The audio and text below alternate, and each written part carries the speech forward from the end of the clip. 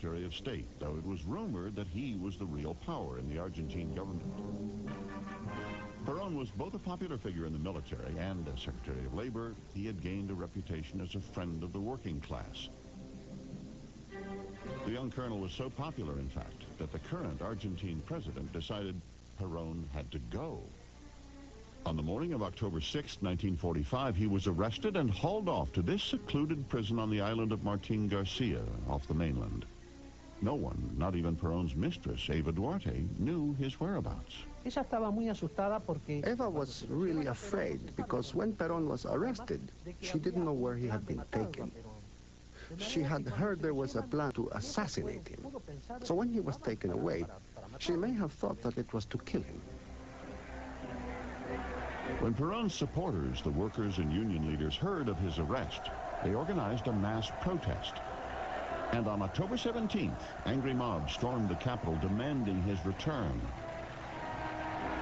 The government had no choice but to release Peron, who was hailed as a hero. He thanked the workers, los descamisados, or the shirtless ones, as he called them, who came to his rescue.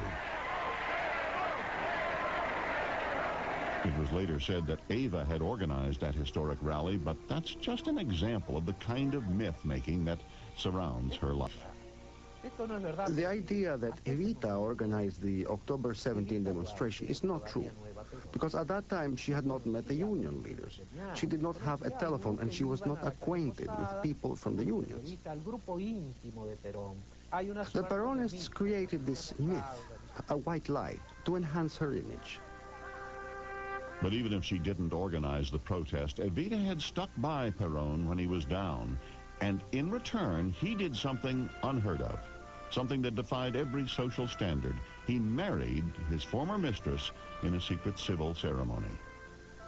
In 1947, she helped get Congress to pass a bill granting Argentine women the right to vote. And shortly afterwards, she organized the Peronista Feminist Party to make sure that when it came time for women to exercise that right, they would vote for her husband. If she hadn't been married to him, she would be nobody. She would be an actress. But she would not be Evita. So therefore, anything that she did to take care of him. And by taking care of him, she was taking care of herself. No one was better than Evita at whipping a crowd into a frenzy of loyalty and devotion. Peron is everything, she'd say. He is the soul, the nerve, and the hope of the Argentine people.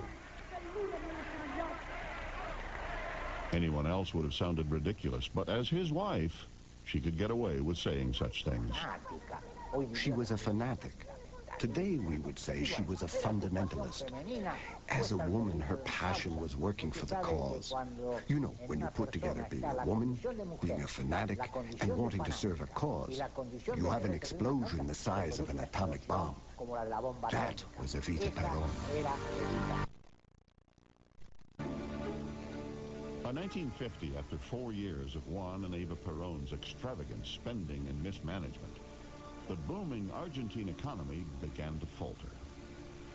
As rising inflation wiped out all the economic gains the workers had made, they took to the streets, staging mass demonstrations and threatening a nationwide strike.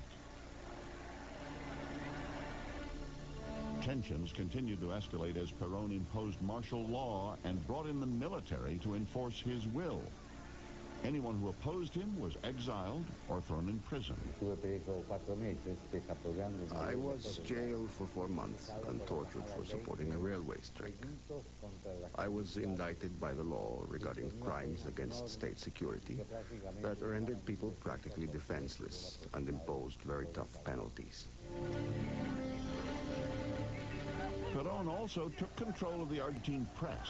If a newspaper dared criticize his administration, he would send in state inspectors who would close it down for failing to meet safety codes. He used these kinds of methods to shut down La Prensa, the country's most famous independent paper. As Peron's strong-arm tactics destroyed the last vestiges of his reputation as a man of the people, his wife's hold on the affections of the poor became all the more critical.